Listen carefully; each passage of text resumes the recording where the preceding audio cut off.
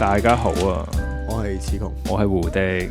今日講咩啊？胡迪，咁今日咧就終於講到有一個神級導演啊，馬田士高西斯啊 ，Martin Scorsese 嘅一套作品啦，就係呢套 King of Comedy 啊。咁其實原本唔係好想咁快講啲名導嘅，但係都忍唔住啦，始終都會講啦。係咁，但係就揀咗一套比較冇咁知名啊，但係我就覺得應該係可以話係佢數一數二最出色嘅作品咯。滄海遺珠嗰隻，滄海遺珠啊！係咁，古仔就講啲乜嘢嘅？古仔就係講 Robert De Niro 飾演瘋狂喜劇演員 Robert Pumpkin 啦，佢不惜用盡一切方法，只求獲得曝光嘅機會。佢同一位同佢一樣瘋狂嘅女人合作綁架咗偶像 Jerry， 一位著名嘅電視清談節目主持。佢哋為咗求財，抑或為咗見偶像一面，Pumpkin 只係想獲得喺 Jerry 節目上表演嘅機會，一夜成名。呢套戲其實佢本身最好睇嘅地方就喺翻主角羅伯迪尼路嘅角色塑造啦。咁其實佢就飾演一個極唔討好嘅角色啦。咁有少少故事劇情帶入先啦。主要就係羅伯迪尼路，佢係一個瘋狂嘅粉絲啦，中意 Jerry 呢個偶像。咁佢就有一次喺的士上同佢相遇之後，就纏住佢死纏爛打。即係人哋俾少好意佢，就即刻以為自己係咁苛索更多，好無賴，賴死唔走咁樣。即係有個橋段就係講佢去 Jerry 屋企啦，當晒自己係主人翁咁樣啦，有人邀請佢去啊，當阿 Jerry 已經係佢 best friend 咁樣啦。係啊，喺度搞人啲黑膠碟啊、跳舞啊咁樣。係啊，但係佢可能已經預咗俾人趕走，但係佢都真係咁擾擾攘攘啊。好似活喺自己世界一個咁嘅妄想嘅人咁樣。為咩咧？我叫做一個 fake it till you make it 嘅一個極致嘅心態啦。即係到底佢喺度真傻啊，定係扮懵啊？係呃埋自己咯，最癲就係嘅。咁阿 Pumpkin 佢好無賴啦，纏住 Jerry 啦，去人哋屋企啊，又去人哋公司啊，坐喺度賴死唔走。其實呢啲都係啲好嘔心嘅行為啊，永遠都有藉口啦，無視晒成個社會嘅運作啊。咁就令我諗起《大時代》入邊咧，丁蟹呢個角色啊。咁鄭少秋係啊，鄭少秋佢其實都同佢呢個角色嘅設定咧都極相似，我自己覺得。即都係無賴啦，活喺自己世界，有自己個腦就係有一套世界運作喺度咁樣。打橫行真啊！香港丁唔係荷里活丁蟹呢度。咁其實有咩驅使呢個角色去咁樣做出呢啲行為咧？其實為咗出名啦，為咗佢呢15分鐘嘅名氣啦，喺故事結尾，其實乜都做得出㗎喎。佢有一句對白啦，就話：Better to be king for a night than schmuck for a lifetime。其實就界定咗佢嗰個行為嘅嗰個原因就係咁樣咯。即係唔想一世都係做地底泥嘅，想做平凡嘅人。係唔想做咗平凡嘅人，就我用盡一切方法都要搏一鋪咁樣，咁就好似合理化佢嘅行為咁樣啦。咁但係其實做呢啲嘢啦，其實都係為咗成名，或者可能尋求別人嘅一啲認可啊，一啲愛戴咁樣啦。想受歡迎。係啊，因為可能佢本身係一個好孤單嘅角色啦，冇乜一啲健康嘅人際關係啊。即係佢同阿媽啦，就喺度互相呼喝咁樣啦。咁另外佢喺套戲入邊有個女伴嘅角色啦，即係個黑人啊。佢見佢都係想要去見證佢會嘅成功㗎嘛。係啊，完全係都係為咗自己咯。即係呢個都係一個好畸形嘅一個關係咯，可以話。其實佢做呢堆嘢係咪就係為咗填補佢內心嘅一啲空虛咧？即係利用別人嘅愛去填補一啲內心嘅缺失咯。其實成個 attention seeker 咁樣啦，可能係細個啲需求得唔到回應咯，搞到佢成個長唔大嘅小孩咁樣啦，到大個都係想要乜就要乜啊，好多嘢都強求啊咁樣。咁套戲有一個元素我都相當之中意嘅，就係主角啊Pumpkin 佢真實同埋幻想之間嘅一啲轉換啊。有冇啲咩例子咧？係啊，咁電影前半段咧都出現咗3段咧，主角幻想成名之後咧同 Jerry 嘅對話啦。咁有一段就係喺餐廳啦，咁就 Jerry 哀契弟咁樣就求Pumpkin 去，喂，幫我頂6個禮拜間咯，求我咯。佢自己就變咗大支嘢。係啊，佢就擺晒款咁樣。係啊，跟住就再去翻現實，就係佢係咁想見 Jerry 一面，但係又食閉門羹啊，見唔到啊咁樣。咁呢啲位就有啲對比咯，同埋都銜接得好好咯，我覺得。咁亦都多一個層次喺入邊啦，就係一個精神層面啦。咁就有啲幻想嘅畫面喺度，就觀眾就會疑惑啦，幾時係幻想咧？或者佢唔知邊啲係真，邊啲係假？冇錯啊！咁 overall 就成件事就呢啲轉換咧，就會增添咗成套戲嘅深度啦，恰如其分啊，相當之適合。另外呢套戲 explore 嘅一啲主軸咧，就係關於偶像崇拜同埋一啲追星文化嘅陰暗面啊。咁我哋講下 Jerry 個角色啦，咁佢其實本身就係受好多人愛戴嘅一個喜劇演員啦，但係佢自己本身係好厭倦呢種名氣嗰個狀態啦。咁呢個飾演佢嘅演員咧就係叫做 Jerry Lewis 啦。佢喺套戲入邊咧就其實飾演翻自己真實嘅身份咁樣，因為佢本身係一個好受歡迎嘅清談節目嘅主持啦，做自己係做翻自己嘅。其實佢就放咗好多自己一啲經歷啊，或者一啲情感落去啦，咁就表現翻身為明星一種唏噓嘅一面咯。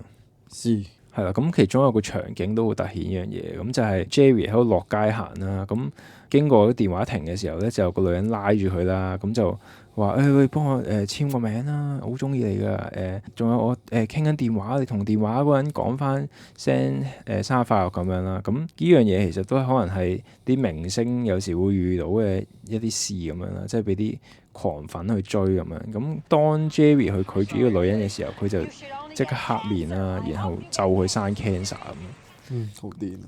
係啊，咁即係你見到佢喺條街唔係佢嗰種既有嘅形象，佢就已經發癲咯！啲粉絲好真實啊！咁講下 Marsha 呢個狂粉嘅女角色啦，癲婆係啊，咁就佢就對 Jerry 有好多幻想啊，直情個精神寄託咗埋去啦，當 Jerry 係情人一樣看待，但係成個人都好極端啊，脫離咗現實啊！即係你都唔會綁住人係同人哋食飯㗎咁樣。係即係妄想係同 Jerry 喺度燭光晚餐，但係其實成個畫面都係勁荒誕。一睇就知係癲㗎。係啊，咁有啲例子啦，就好似啲可能鏡粉咁，佢就將成份精神寄託啦，就擺咗喺自己嘅偶像身上。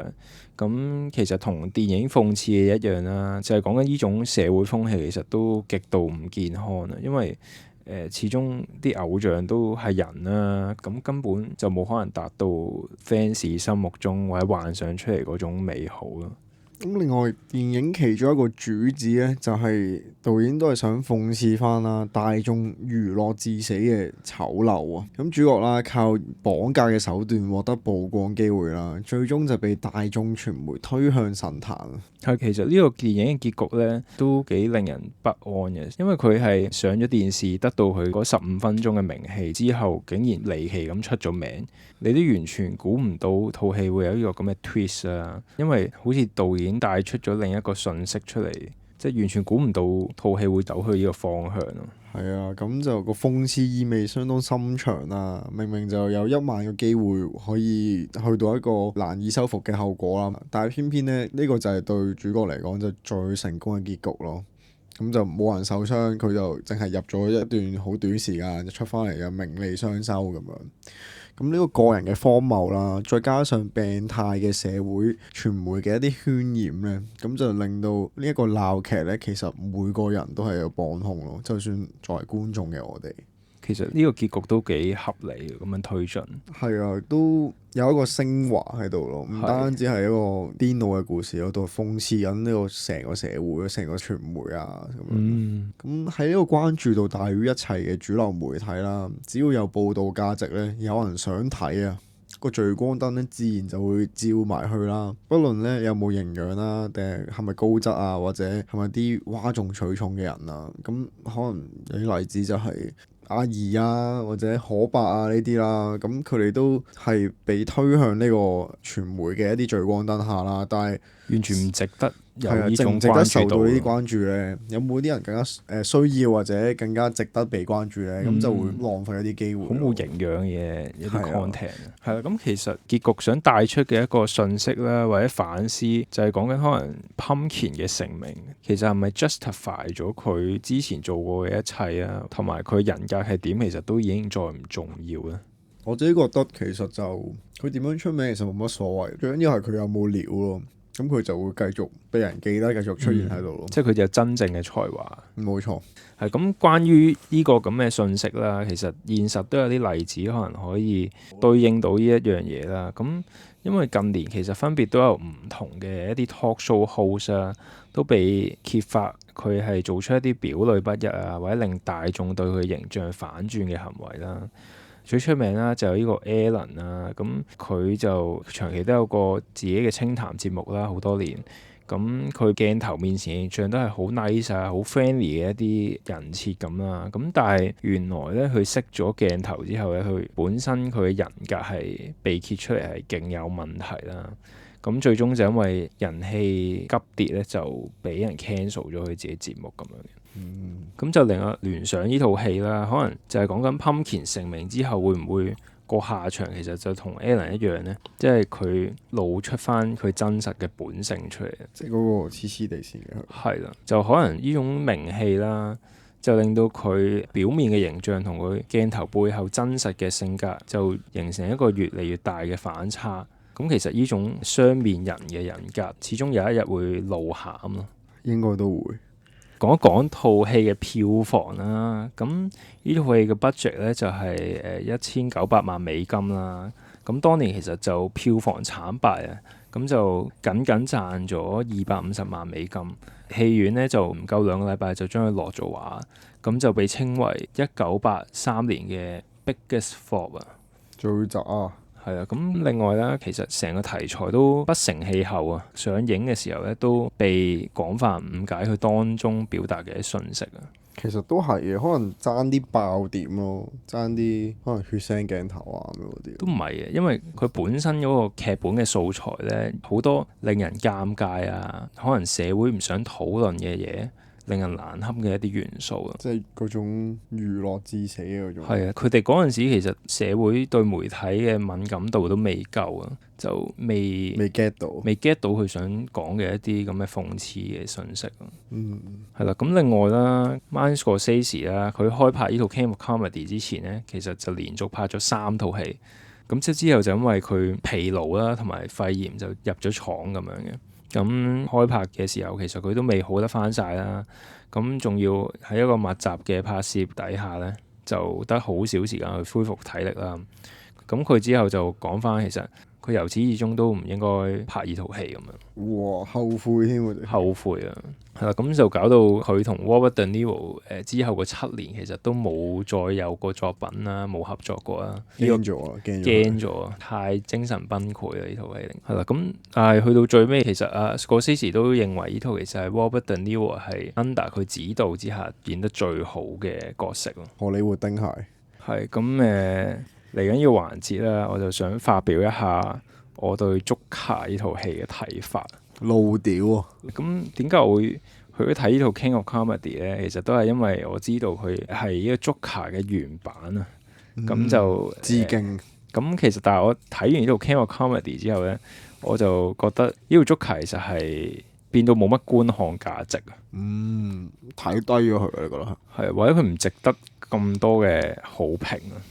係咁點解咧？就因為喺Pumpkin 啦，同埋 Joker 呢個人設基本上係一模一樣嘅，即係 Joker 其實同佢一樣啦，都好孤單嘅角色啊，同時間又係有妄想症啊，同自己偶像做 friend 咁樣啦。咁 Joker 啦，仲要揾埋羅伯迪尼路去做翻呢個 talk show host 去做致敬咁咯，擺明車馬。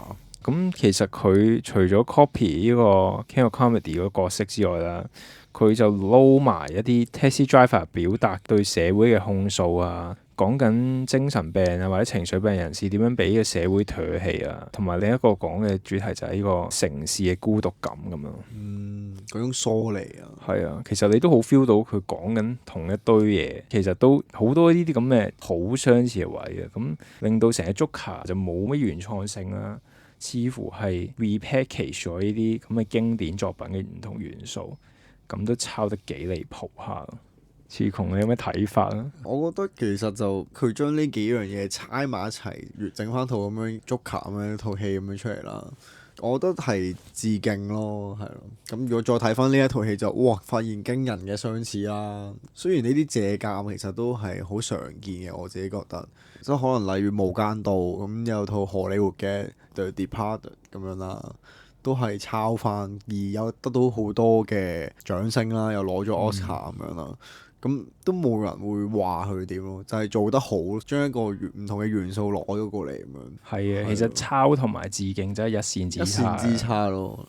其實我覺得重點啦，或者 Joker 呢個死罪就係佢唔應該抄呢啲大師級嘅作品。但係大師級嘅作品先值得抄係咪？我覺得係抄得多得滯啊，而佢係都冇做得咁好啊。即係講真 ，Joker 要講嘅信息，要講嘅主題。Taxi Driver 同 King of Comedy 都已經講過晒啦，仲要講得好過佢好多啊嘛。咁我仲有咩原因去睇 Joker？即係我 King of Comedy 就係 Joker 個包裝咯，就可能。所以我就係唔欣賞呢樣嘢啊！佢本身 Joker 嘅元素喺套戲已經冇乜㗎啦。即係講真，你擺任何一個人入呢個故事入邊，其實套戲都 work 咯。一套咁嘅商業片，再攞 Joker 去包裝。其實導演 Todd Phillips 都掩飾得好好，即係依附住呢兩個已經好完整嘅核心主軸，就擺落佢自己套戲入邊。咁究竟有咩原創性可言呢？其實成件事就係掩蓋緊佢本身角色劇本上嘅一啲不足。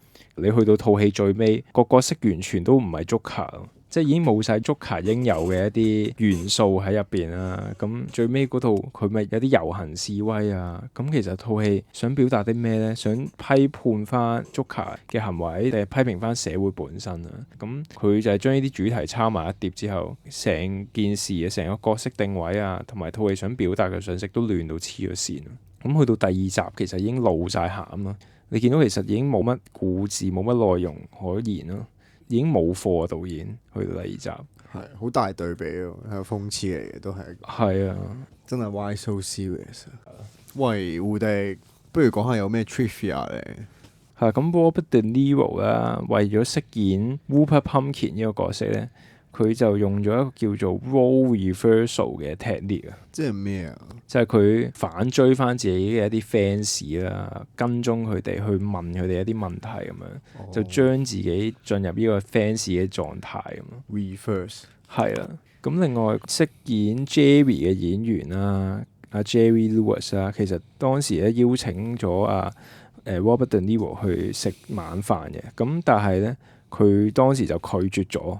咁 Pumpkin 呢個角色其實唔 suppose 係咁輕易見到自己嘅偶像，係應該竭盡所能先可以見到佢一面，所以就唔同佢食飯。